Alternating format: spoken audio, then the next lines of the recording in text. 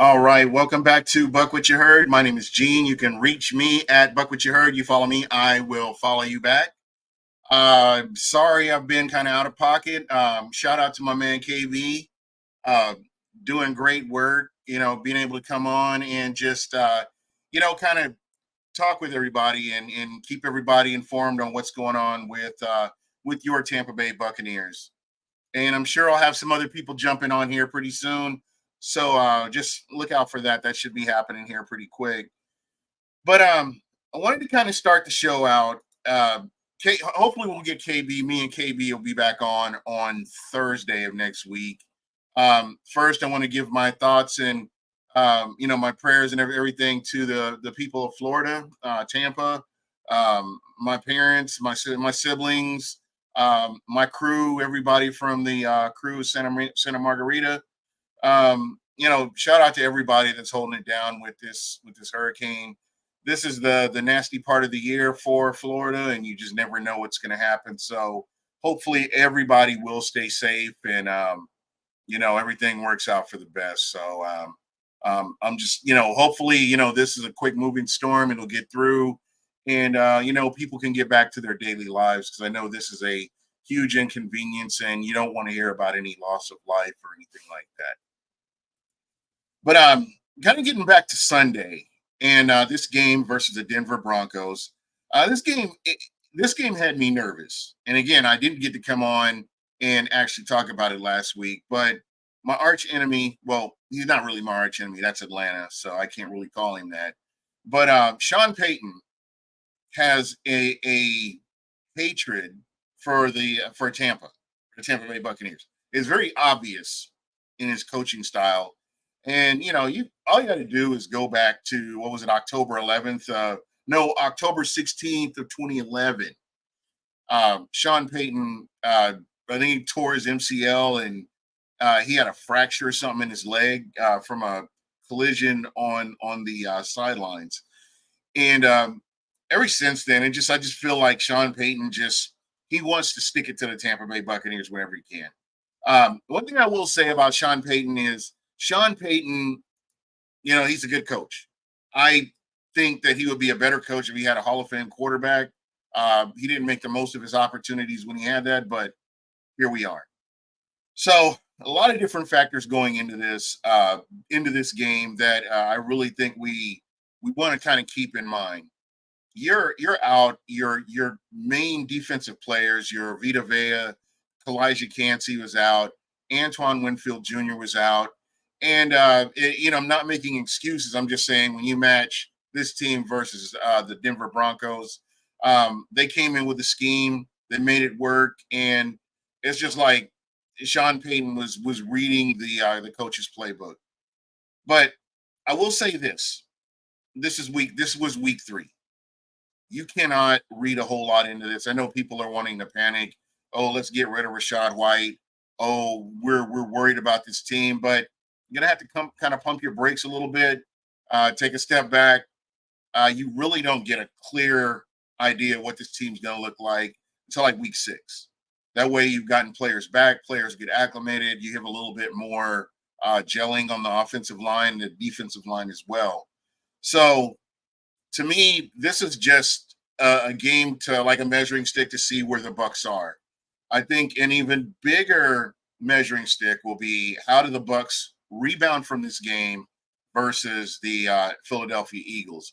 And I'll definitely be talking more about the Eagles a little bit later on, but kind of want to get back to Denver and what Denver was able to do. Um, and I've said this from week 1 to now. These are valuable reps that there are players that are out on the field that are getting valuable reps that they would not normally get in this instance if everybody was healthy. So I really believe that these reps, the playing time that they're getting is going to benefit them on the back end of the season. So a lot going on right now, and you can't just write everything off. I like Liam Cohen. I like what Liam Cohen has done. Again, it's still early in the season.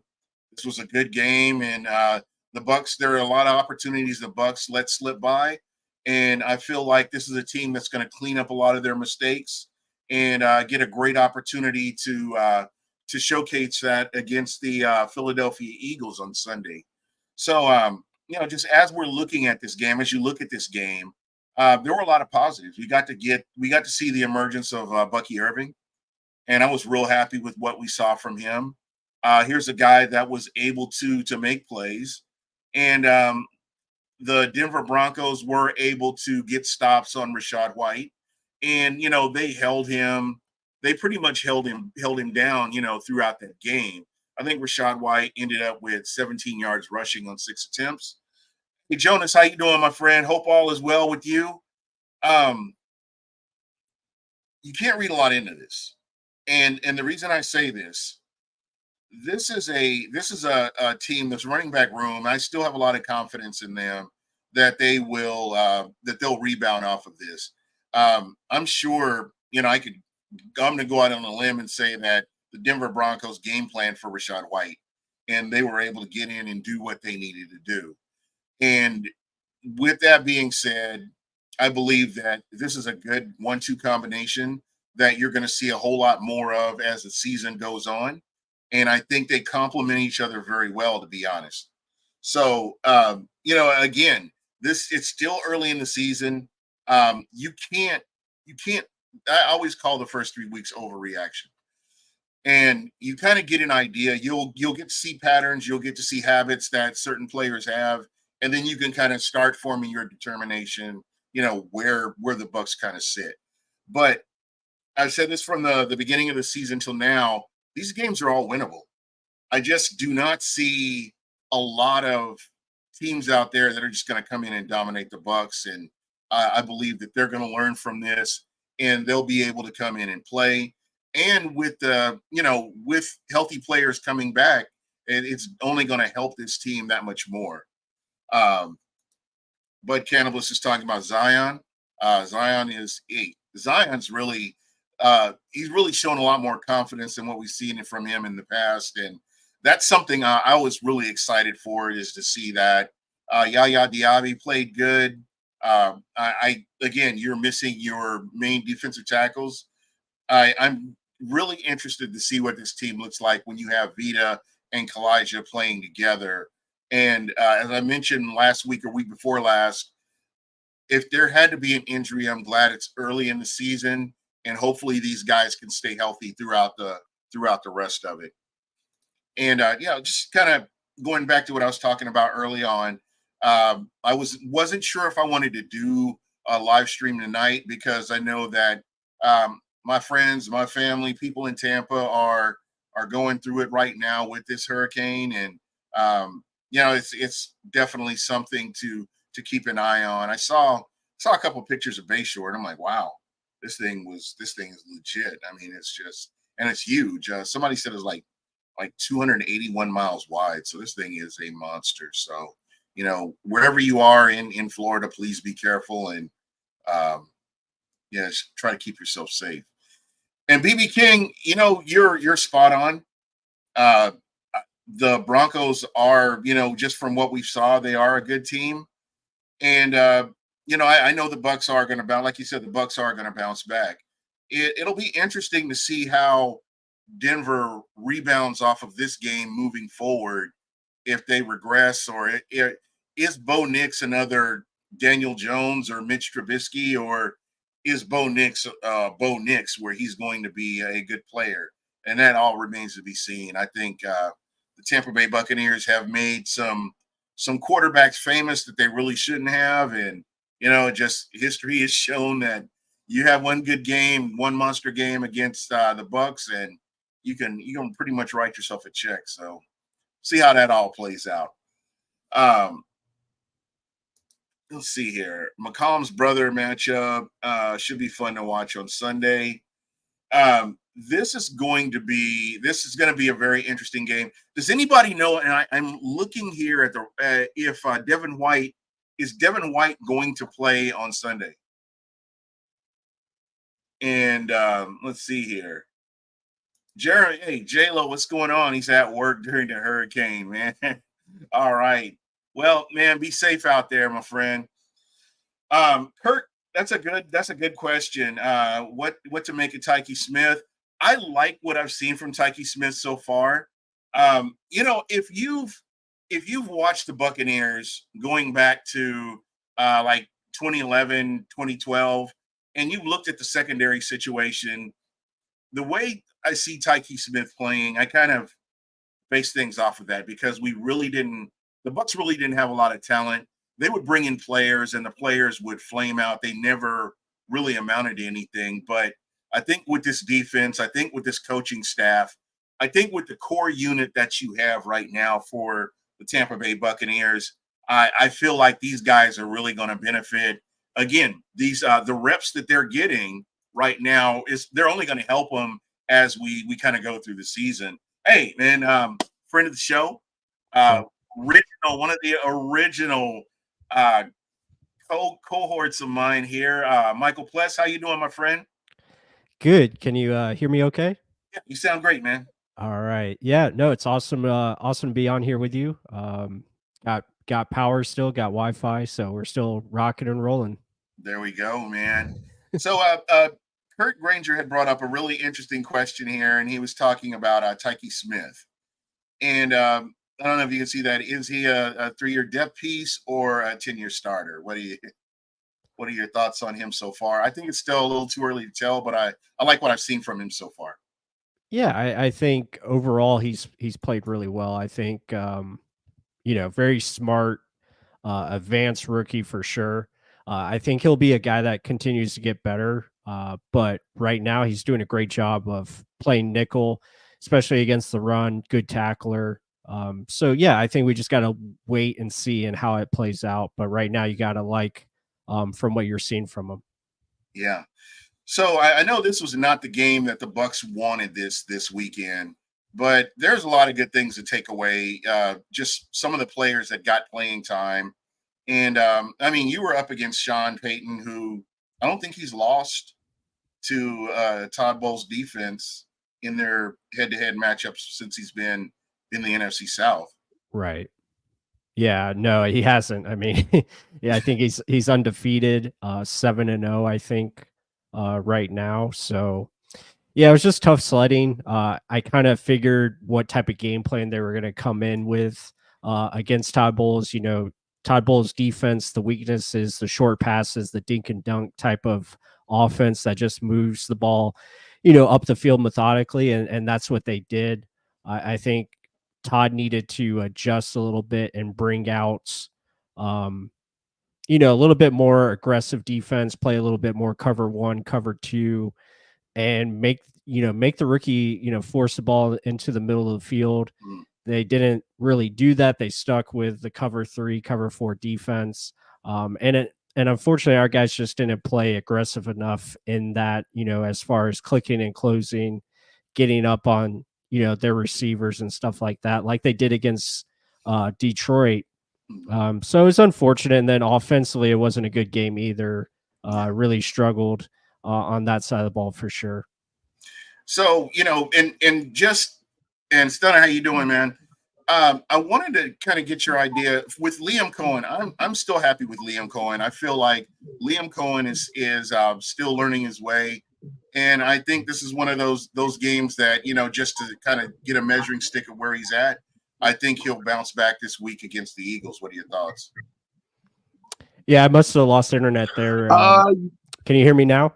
Yeah, you're fine. Oh, okay. All right. Yeah. So, yeah, against the Eagles, I think we match up a little bit better, especially against their defense. They don't play a lot of cover four or cover two. It's mainly cover one or cover three. Oh, we lost him.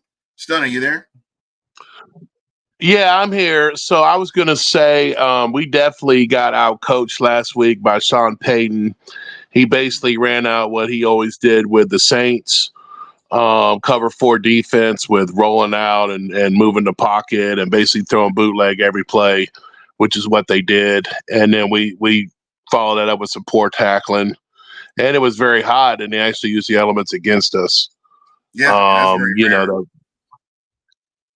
Oh yeah, I was there. It was burning up, man. It was terrible. Oh my So, goodness.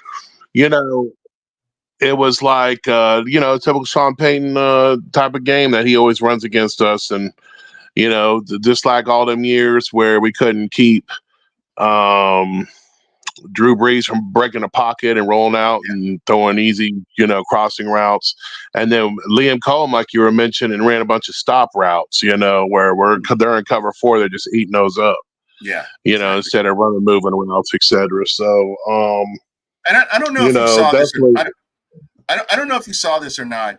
I'm not impressed with Denver's linebackers, and I really don't know why they didn't take advantage of that.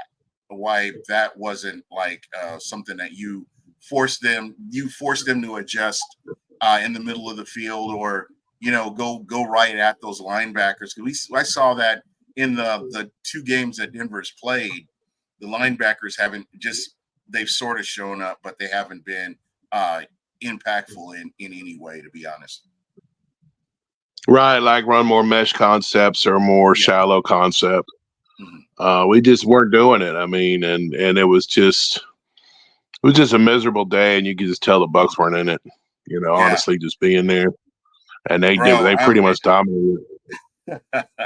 Yeah, and they dominated us from the kickoff. I mean, the heat was terrible, and they just dominated. They dominated us, and we just weren't interested, man. And like the interception to Mike Evans, they're in cover 4. They're double teaming the vertical. Yeah. And then having our guys go underneath and having to make catches and getting, hit and stuff. And, you just gotta, when you go against the type of Sean Payton led team, you have to be more physical. That's the key. Yeah. And that's what they've always done, though. I mean, with Sean Payton has always made sure that they, whoever you hit somebody, you're going to hit somebody. And they've always played that way against the Bucs, regardless.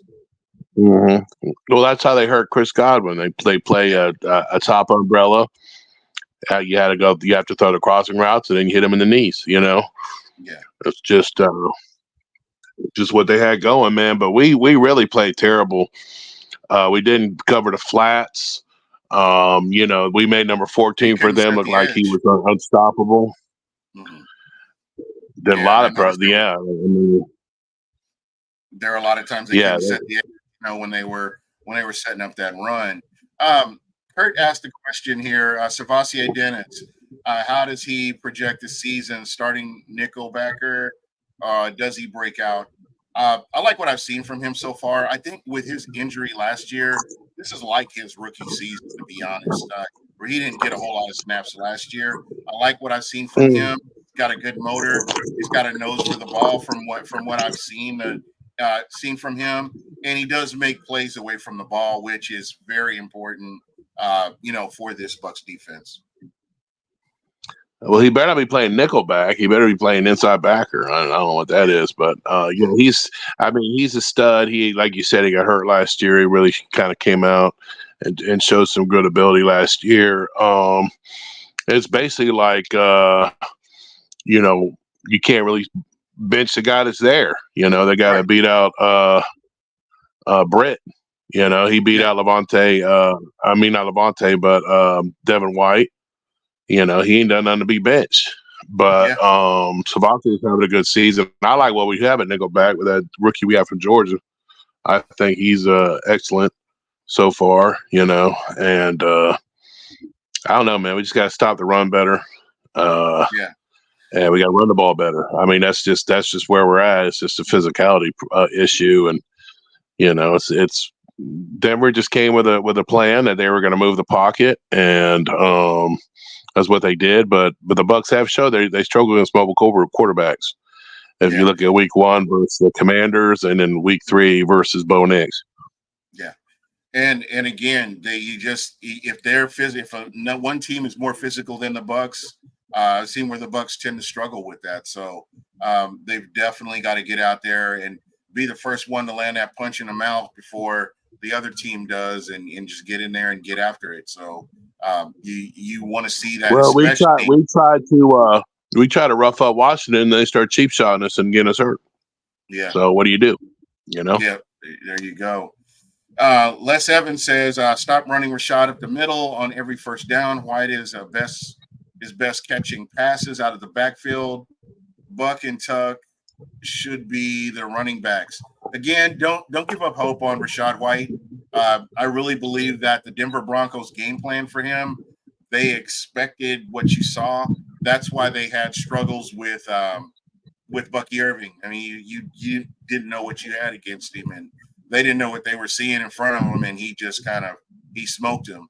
But I really like that combination, and I really hope to see more of them as the season progresses, because I think that's a combination that can put defenses on their heels if they're used right. I think it goes back to old WD-40. You wanted to run. They would always run Warwick Dunn up the middle and try to run the outside with 40, and they should be doing the opposite. Right. Bucky definitely needs to establish your inside run game.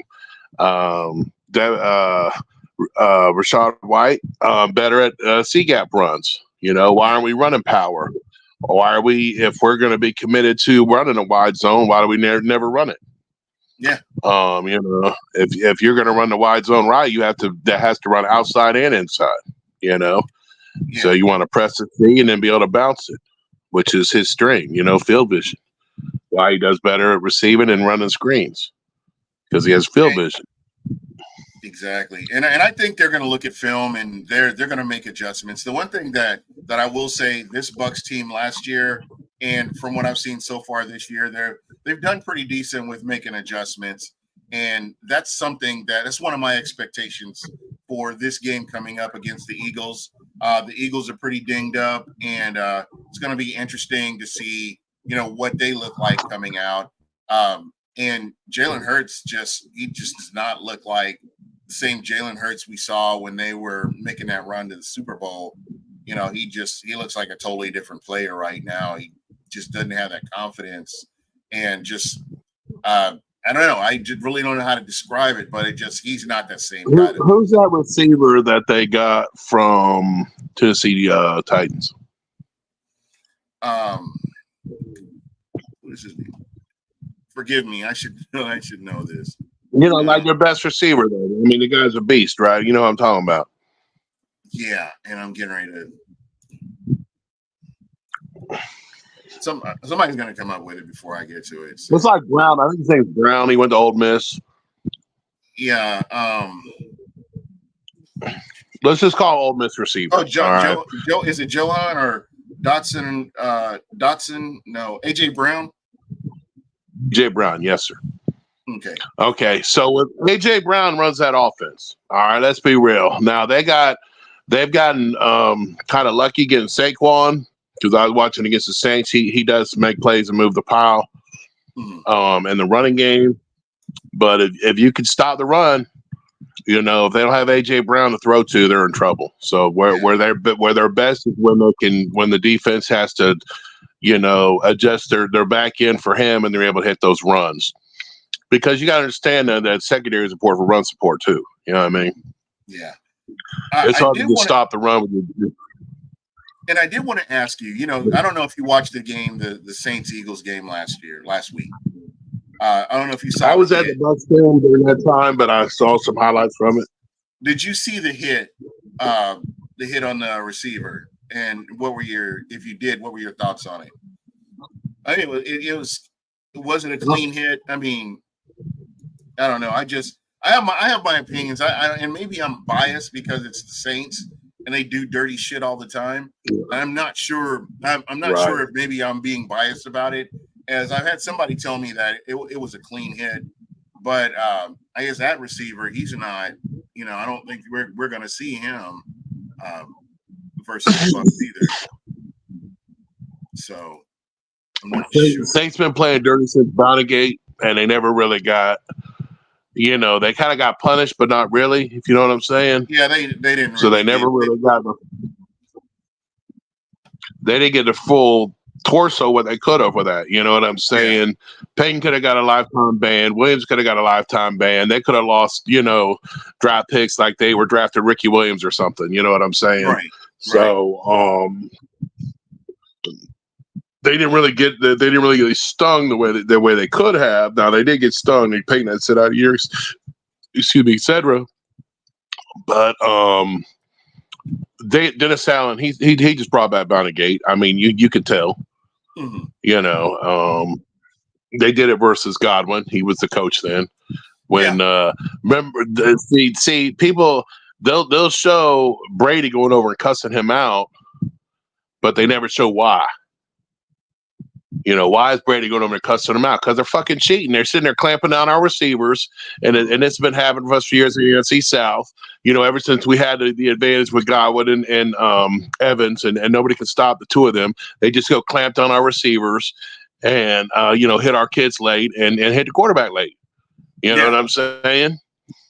And that's why he went and cussed them out. Like you know, you're only getting away with this because the NFL lets you. Yeah, and you're trash. You know, that's what he did. He went over and told him he was a fucking trash. So it was Devonta Smith, I think, that got hit. I don't know if you saw the hit. You get a chance. I don't know, but he's lightweight. Yeah, he's a lightweight. Devonta Smith is a speedster. Yes. Yeah. So that would make sense that they would just cheap shot the shit out of that kid because you break a rib, you break a leg, he's out of there. You know, and lightweights you can do that because they don't have the bone strength. The bone density. Yeah, exactly. So, just kind of, talking about the Denver game, I'm gonna put a bow on it, and we can kind of move on to the Eagles game because I think we're kind of talking about that anyway right now.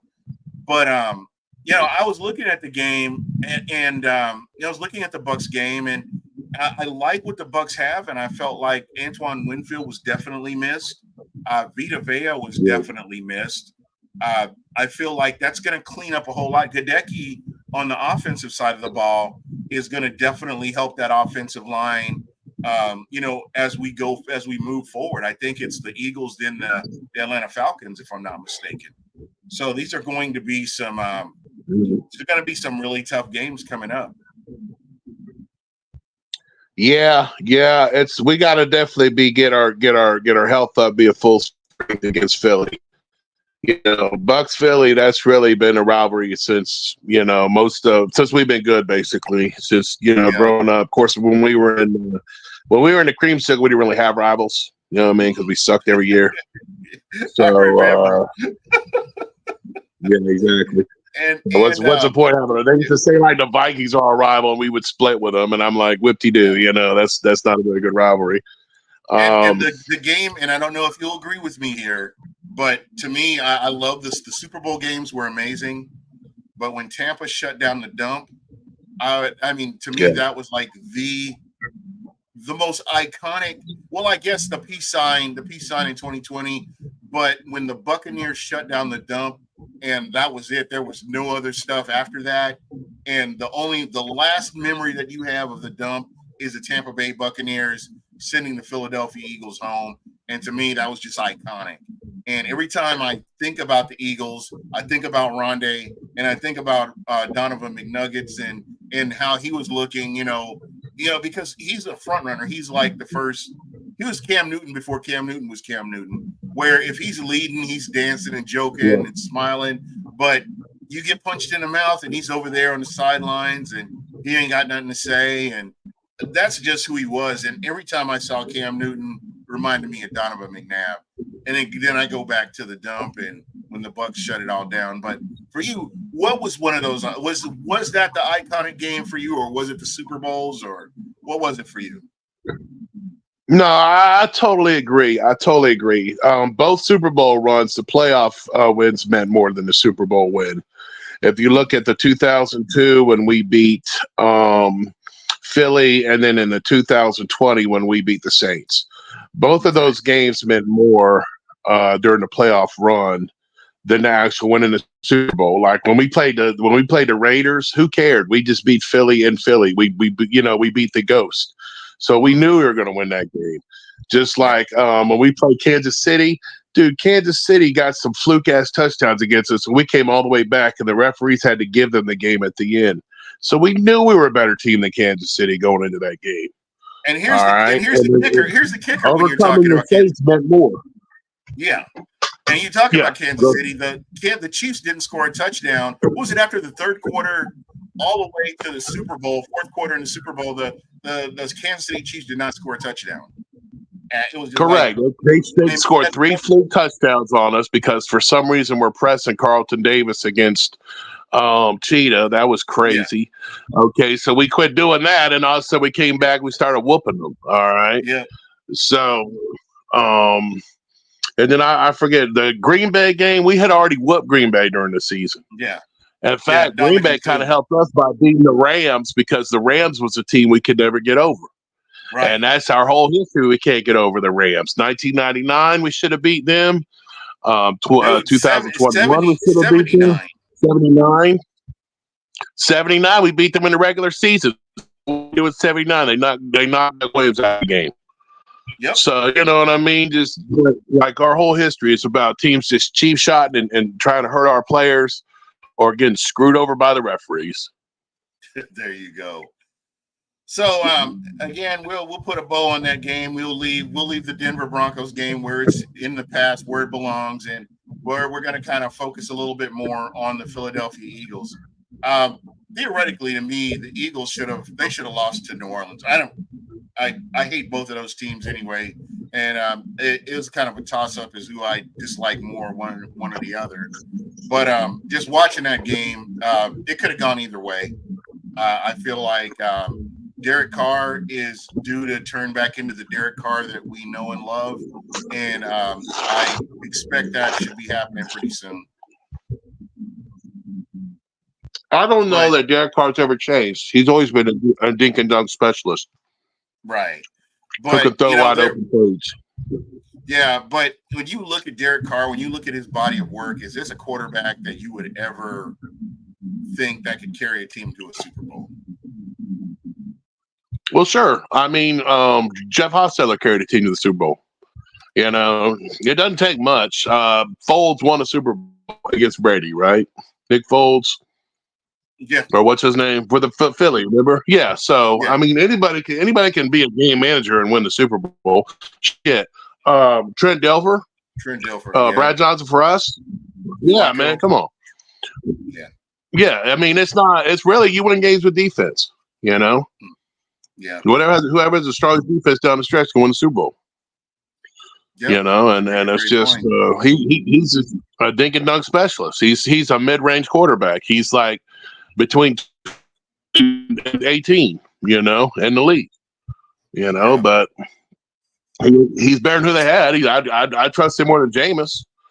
Or who's the red rifle that just won for Andy Dalton. Carolina. Yeah, Dalton. Yeah. I trust him more than Dalton. So all they did is just upgrade the position. Yeah. Loomis ain't a bad GM, you know. He stuck with that running back, Alec Kamara. I thought he was washed, you know, but they stuck with him. Maybe they know more than we do, you know. Yeah. So I don't know, man. I guess there's a lot that goes into. He was able to retool their receivers. Look at their wide receiver bin now. He was able to retool that, and they stuck with 13 longer than they should have. Yeah. You know. But I think that was more of the coaching more so than anything. And again, he got hurt. He got hurt in 2020 because it was the first. That's right. It was the first game of the season. They went out. They were trying to run up the score in the Bucs. He got hurt, and he tried to come back at the end of the season and re-injured himself. It was just he hasn't been the same since.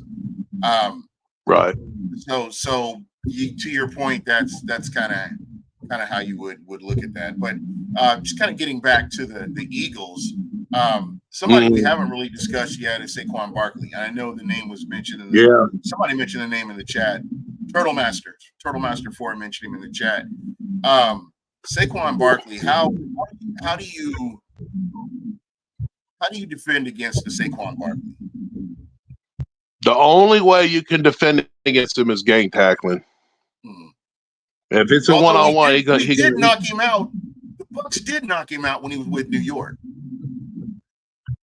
Yeah, but New York don't have the O-line that Philly has. Yeah, that's true. Yeah, I mean, he wasn't running into the secondary against New York. I mean, when he was playing for New York, you know. So, come on. Even though he was, increases and going. Saquon Barkley, they draft graded him like Barry Sanders, and I see that he has a lot of Barry-esque qualities. Really? So, Huh. oh I yeah, don't know. oh yeah, oh yeah. We've Explosiveness, shiftiness, shit, big thighs. Barry Sanders, man. You think about it. We've both seen Barry Sanders live.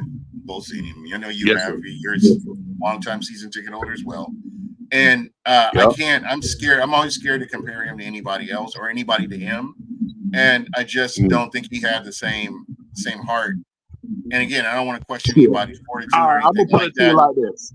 I'm gonna put it to you like this. When Barry Sanders was back there, you had like this gut feeling he was going to rip off a 14, 15-yard run, right? Yes. Do you have that same feeling with Saquon? When he's back there and you know he might get a handoff and bust that bitch for like 15 yards like it ain't like it ain't nothing, right? Do you have that same feeling or with him? No. You do, you do, right? I have it. I mean, if he's back there, I'm like, shit, this guy's about to bust a fucking first down getting a handoff every time. I was yeah, you're right. I guess because I'm thinking he could, but I don't. I'm like, he might not, but he could. Yeah, that's He like could easily, yeah. Because, yeah. I mean, he's got speed. He can fucking reverse field. He can make a bitch miss in the hole and keep going. That's all like Barry qualities. Yeah. So Yeah. just kind of going on to the secondary for the Eagles. How do you rate the secondary versus the Buccaneers wide receiver room? Well, they got what's his name, C.J. Gardner Johnson back there. Yeah. So I always pray to that motherfucker. He's such a cheap shot artist. Sorry, bitch. You know, so that's the one. When I look at it, it's the one that flashes to me. This how is he going to try to cheap shot our players like Evans or Godwin, and you know, hopefully not Palmer, because Palmer can't really take big hits. You know, he is kind of like Smith. It was for Dante Smith was for Philly. Yeah. So that gets scary with me. I definitely don't want to see Johnson. I would actually put 10 wide and put like 14 in the slot or something, just to keep him away from Gardner Johnson. Yeah. And again, your play action, you gotta be able to use your play action. I would love to see them using Rachaad White as more of a receiver weapon, more so than a running weapon to just get that speed in space. I think that that's going to cause problems for the defense if we can get that working. So kind of see. I'd rather see some screen game than the play action. You know, I think that's what Cohen came into. He was supposed to be the horizontal passing genius, all this stuff. So I'd rather see that. I mean, if that's your forte, let's see some of that, because I haven't seen a whole lot. I know Godwin did hit that one split-in screen and got some good yards on it. And he hit that wheel route one time on Detroit as well out of a fake screen. But I want to see more of that type of action. Play action, we have to hold the blocks longer. And that depends on Gedeke being back and if our O-line's going to start playing like they're supposed to. Yeah. You know, especially interior O-line is the guard box. Yeah. I'm going to bring KB in here. Cam Barrett, how you doing, man? Oh, well, I guess he decided. What to say? What place? It says if Villa plays, they're not going to run inside. Yeah, you say that, but it's there's 3 interior tackles. Okay, I could always double down on Vita and still get an inside runoff. You know, he's not controlling B to B gap. He's not a 4 gap player. So, now back in the day, you could say like with Saragusa, Sam Adams with the 2000 Baltimore, if you have 2 guys in there like that. So really that statement is more about is Clancy going to play? You know what I'm saying? Because if you have Clancy and Vita inside, if you have 2 serious tackles like the Bucs had, they had it with Booger and Warren, but really Charter, Gonsi, we went through both him and Brad Culper all them years, but those guys were just A-gap shooters, which Clancy can do. So, if you have 2 interior tackles, you could take away the inside run. But Vita, I don't think he can do it by himself. and he got hurt against Detroit trying to do it by himself. So yeah, so we'll just have to wait and see what happens. But again, it's one of those things where this is a winnable game, and I'll say that up front. This is one of those games where if the Buccaneers go out and execute, this is a game that they can definitely win. And then when you look at the injuries that we've seen from the Eagles, that kind of bodes well when you consider some of the players that are coming back from Tampa. KB, what's going on, man? I did not get kicked out at all, I promise. Oh. I'd say the biggest factor is going to be actually the weather. That's true. What are we looking at? Hold on, let me get on my trust. So if you want to use the weather to your advantage, such as like if it's hot, and teams from up north aren't used to that. But also, how are we going to respond to the hurricane? You remember where we had the hurricane week 1 and we reset it with the previous coach, and we never really recovered from having that hurricane take our families, away. I hope they're practicing this week somewhere else, So I don't really know what their approach has been if they went to IMG or whatever. But you don't really know how they're practicing this week as this hurricane delay is going on. And can we use the weather against Philly as far as the heat? And will it even be hot or will it be overcast? So the weather is a huge factor in this game. Yeah, it looks like 60% chance of rain on Sunday, 88 degrees. So we'll see. KB, what's going on, man? That helps them. KB, you there? Yeah. Yeah, not much, man. Hope every Tampa fan out there is being safe with the weather. Speaking of, it sounds like weather might be part of this game, but no Lane Johnson and the Eagles' top 2 receivers are going to be out most likely. So stop the run. You got a chance. So what's the injury report looking like? For the Bucs or the Eagles? For the Eagles. So there's really only 3 people that are going to be out. It's going to be Lane Johnson, A.J. Brown, and Devontae Smith. Oh, wow. A.J. Brown is their offense. We talked about that. So A.J. Brown is the focal point of that offense. And so the Bucs are going to be without Antoine Winfield and Kalijah Kancey, correct? At this moment, those are the only 2 that look like it yet. Okay. All right. Well, that's a positive right there, and they're getting healthy. They're going to get healthy at the right time, so that's kind of a good thing. So I wanted to kind of get your take on this game, and what are your keys to the victory here, KB? Stop the run. I mean, Saquon's the offense right now, even when the receivers were healthy. It's all about stopping him at this point. And then offensively, we'll see. You're saying there's 60% chance of rain. Well, the Eagles have been torched in the secondary by a couple opponents now. So really, if you can stop Jalen Carter on their defensive line, who did his best Aaron Donald impersonation last week versus the Saints, I really think the Bucs have a good chance. I would love for it to be good weather in order to take advantage of those weaknesses on Philadelphia's secondary. Yeah, it's going to be interesting.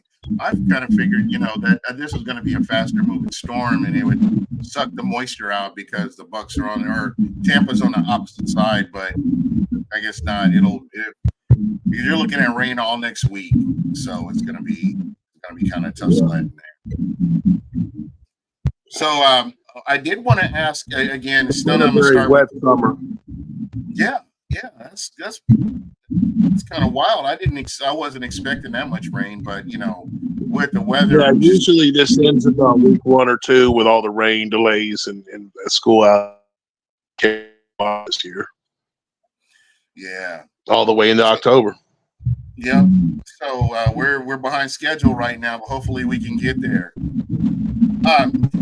For KB, and I'm sorry, man. I just are you driving right now? I am. I can tell. Okay. So for you, Yeah, well, you'll come in and out when you drive, unfortunately, on here, KB, but it's all good. We appreciate you being part of the crew. so I was going to ask you about the offensive line. What did you take away from this game last week, and what are your thoughts on the offensive line and how the Bucs offensive line is progressing this season so far? Well, there's Ben Bredesen. I think he had probably his roughest game. Cody Mock actually wasn't too bad if you break down the film. He really only had one tragically bad series and was pretty solid throughout.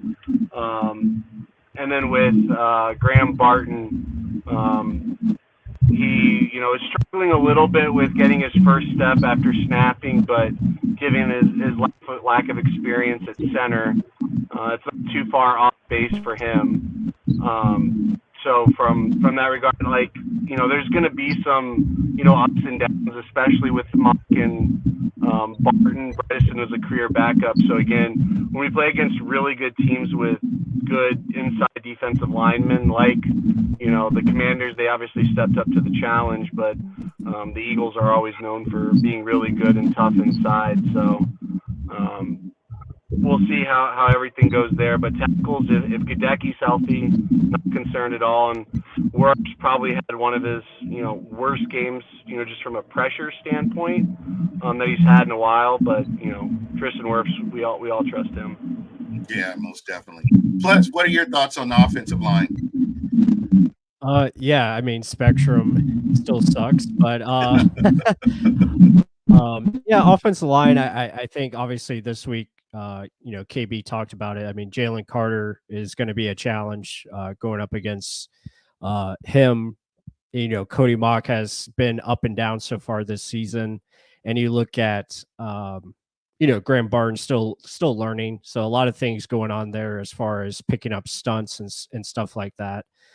So yeah, that'll be a big emphasis this week. They'll try to double team as much as they can against Jalen Carter, and then you having Luke Gedeke back, I think is going to be big dividends for the running game and stuff like that. So yeah, I think obviously you don't want as many sacks as they've had over the last couple of weeks, but I think some of that is on Baker Mayfield. So just got to get back to getting that rhythm passing game, get the ball out quicker.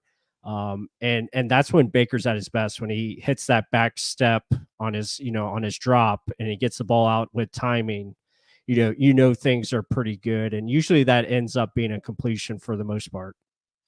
So when you watch the game, the Denver game, what are some of the other things that the Bucs could have done to because I know you broke down the film and kind of dug a little bit deeper into it. What were some takeaways that you found that the Bucs could have really improved on, and something that they can take into this game versus the Eagles? Yeah, I think, against the Broncos, I think they were trying to force the bigger play a little bit too much. It doesn't hurt you to, get those 5 to 6 yard plays, continue to keep the chains moving. I think that's something that they got to get back to. They kind of did that, the first 2 weeks, they did a good job of understanding, taking what the defense was giving you, and understanding how to get the ball out with timing and quicker plays. So get back to your screens, get back to your short out routes, slants, stuff like that had some success against Denver. And I think that's what they needed more of, and just didn't put a complete game plan together. And obviously it hurts when, you lose yards on sacks and stuff like that. And you're facing, 2nd and 20 and then 3rd and 20.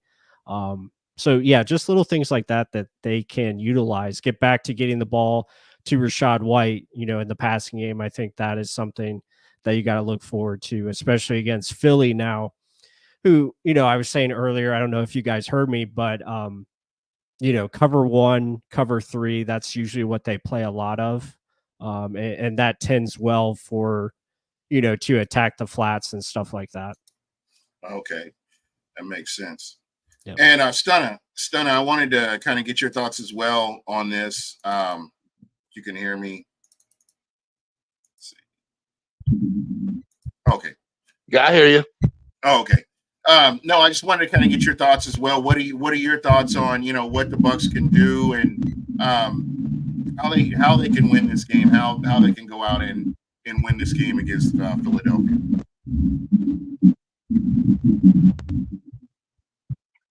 Well, just like Philadelphia runs a lot of cover one, and you just get your hot rigs. I get you would think you run cover one if you're going to blitz a lot. You know what I'm saying? Try to bring pressure. So you have to protect the quarterback. You have to anticipate getting the ball out quickly versus the blitz. And you hit them screens, you hit them seam runs where you can stop a team from blitzing if you hit some big runs. When they do it. So it's all about, like we talked about earlier, physicality and running the ball.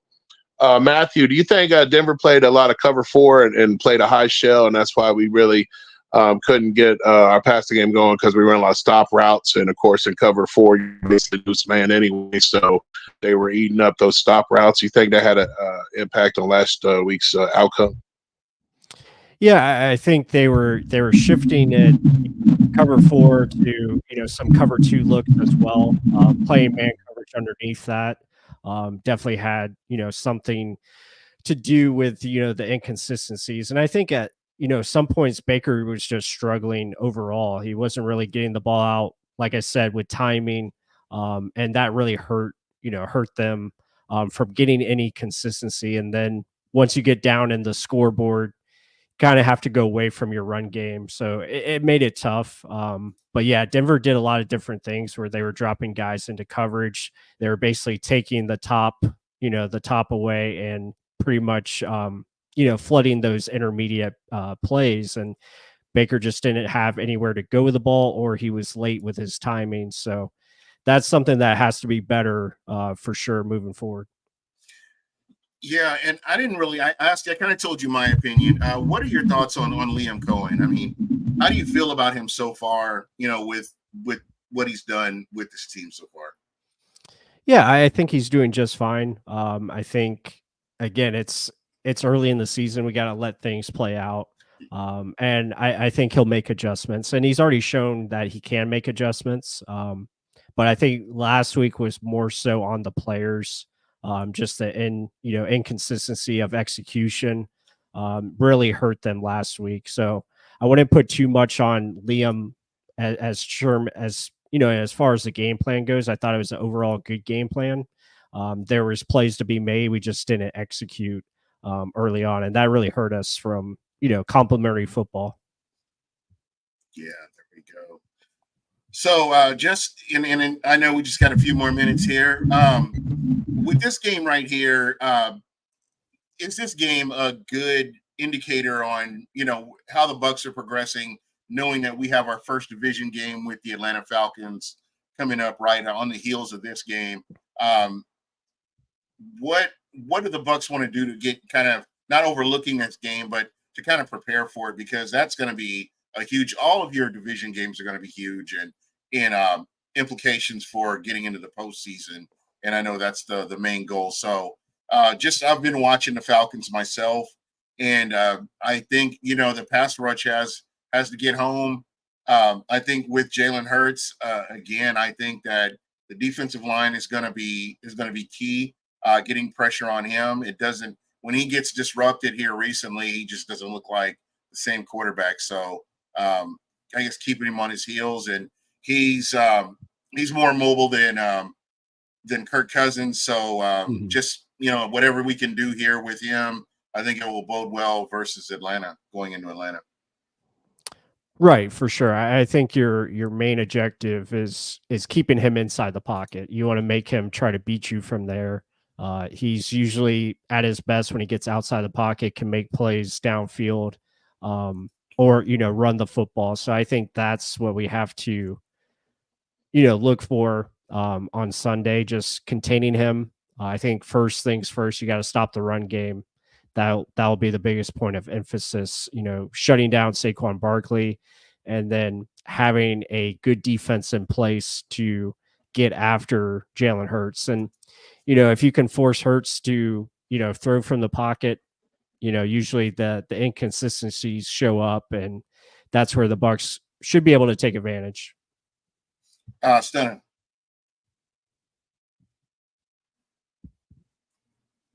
I think you're. Oh, Yes, go ahead.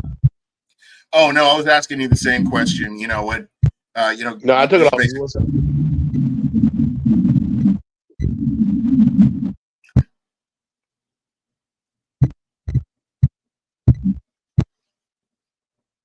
Hello? Yeah. Okay. You hear? I hear you. I got you. I'm not froze. What was the question? What do we have to do to beat Philly? Yeah, I was just kind of going into that. Okay, so what we got to do, we outscore them. You know, the team with the most points wins. We have to answer whatever they do on offense. Just like, you know, in the playoffs, we have to limit their ability to score points. Definitely don't want to blow contain. Definitely want to gonna hamper their running game or bottle them up. But it really comes down to our offense. This is one of the best offenses we've had in the Buccaneer history.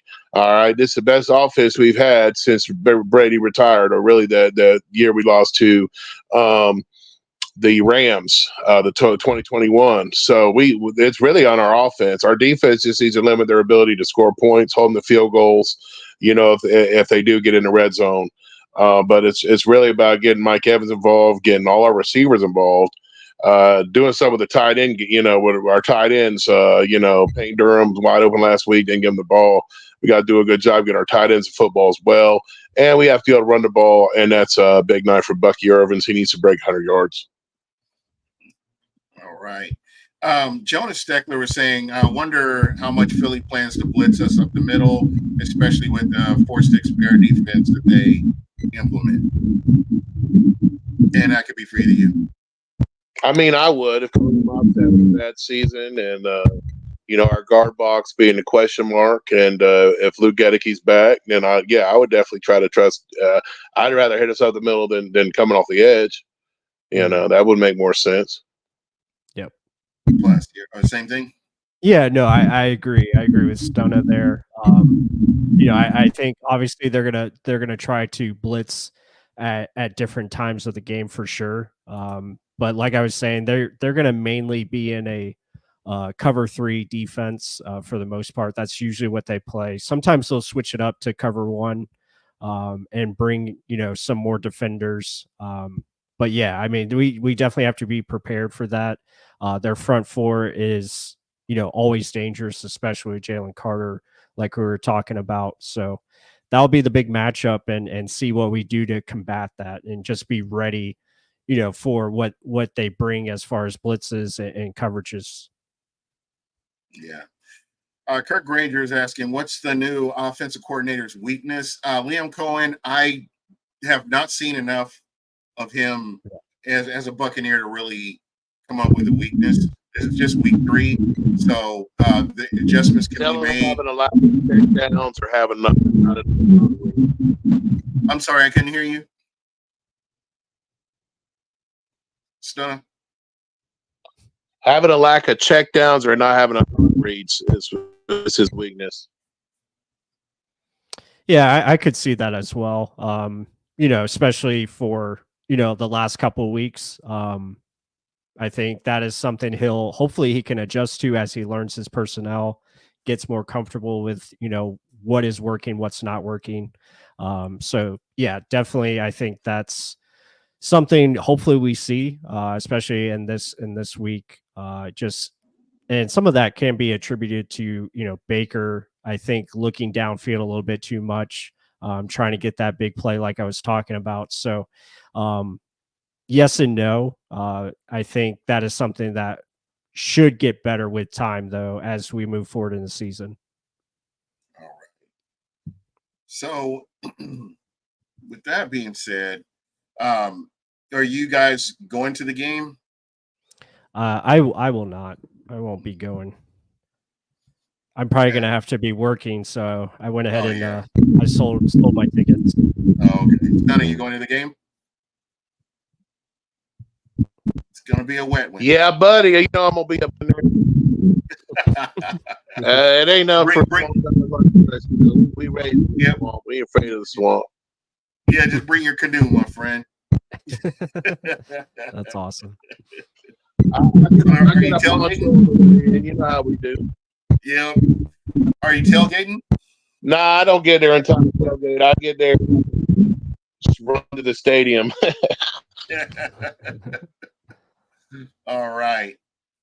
Well, guys, thank you so much. This was a lot of fun. Plus, thank you for coming on short notice. How's the weather? How's the weather where you are right now? Right now, I mean, it's holding up. So, I mean, power's good. My internet, I think, maybe is okay now. I don't know. We'll see. Gonna try to go live on my channel here in about an hour or so. So I'm hoping it stays strong. But right now, so far, it's just a lot of rain. A lot of wind going on right now. Yeah. But I hope everybody in the Tampa area or up in North Florida stays safe because you got a big storm going through there, especially up north. Yeah. And guys, if you get a chance at Real Bucks Talk, go to Real Bucks Talk on YouTube. We definitely want to support Ples. You are a gold standard when it comes to following the Bucks and breaking it all down, man. There are just times where I don't know where I would be without your insight on stuff. And you stay on rotation. I appreciate you, Gene. Thank you. All right, guys. Gene, man, tell your audience big prayer up for my people in South St. Petersburg. And the weather really ain't the issue. It's just windy and rainy like a tropical storm. The issue is the flooding. It is St. Petersburg being flooded right now, bro. So definitely prayers up for my people, South St. Pete. I mean, they're getting flooded out their houses and stuff, man. So that's the real issue with weather. Man, yeah, I don't like that, man. I hate hearing that. But again, Florida's strong, man. We deal with this on a regular basis, and I do hope for the best for everybody. Oh, the shirt. Thank you so much. Yeah, Florida. That'll be the last state. Exactly. All right, and plus, final thoughts. I'm gonna get your final thoughts, and then we'll go to Stunna, and then we'll roll out of here. Yeah, I just want to echo, I hope everyone stays safe, especially if you're in Florida. Like Stunna said, South St. Pete and just all the coastal areas, especially if you're near water. I just hope, everyone is safe and definitely prayers sent to you all. I'll definitely be working in those areas as I work for the energy company. So I'll be doing what I can to assist, but yeah, it's just hope everyone stays safe. And then as far as this Sunday, I expect the Bucs to bounce back. I think they'll bounce back from last week and have a good game. And I think they'll beat the Eagles for sure. All right, Stunna.